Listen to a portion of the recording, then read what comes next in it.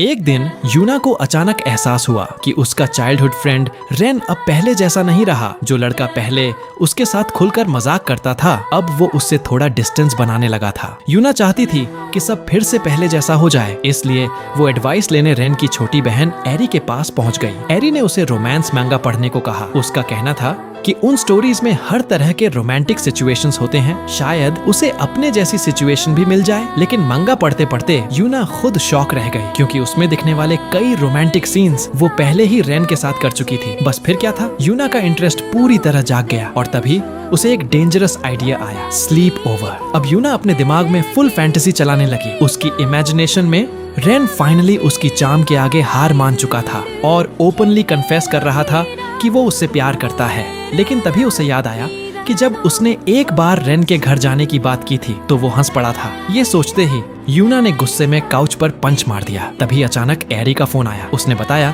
कि आज रात उनके पेरेंट्स घर नहीं आने वाले। बस ये सुनते ही यूना तुरंत रेन के घर पहुंच गई। वो अपने साथ एक क्यूट एप्रन भी लाई थी, क्योंकि आज वो पूरी तैयारी के साथ आई थी। थोड़ी देर बाद रेन शॉपिंग करके घर लौटा, लेकिन दरवाजा खुलते ही उसके सामने यूना खड़ी थी। क्यूट एप्रन पहने यूना को देखकर रेन कुछ सेकंड्स तक बस उसे देखता ही रह गया। फिर यूना किचन में जाकर खाना बनाने लगी और रेन चुपचाप उसके पीछे खड़ा होकर उसे देखने लगा। उसका हार्ट बीट अनकंट्रोलेबली तेज होने लगा। तभी यूना ने जानबूझकर एक अडोरेबल पोज बना दिया। रेन को लगा वो आई लव यू गेम खेल रही है, तो उसने भी काउंटर अटैक करने का फैसला किया। वो पीछे से उसे हग करने ही वाला था, लेकिन यूना पहले ही उसका प्लान समझ गई। रेन थोड़ा हेजिटेट कर रहा था, तो यूना ने खुद उसका हाथ पकड़ लिया और बोली, मैंने तुम्हें वेलकम होम हग नहीं दिया था, तो अभी दे देती हूँ। ये सुनते ही बेचारा रेन पैनिक में पीछे हट गया। पूरे फेस पर ब्लश लेकर वो बोला, मैंने अभी हाथ नहीं धोए, बैक्टीरिया लग जाएंगे। लेकिन यूना समझ गई थी उसकी स्ट्रैटेजी काम कर रही है। वहीं साइड में खड़ी एरी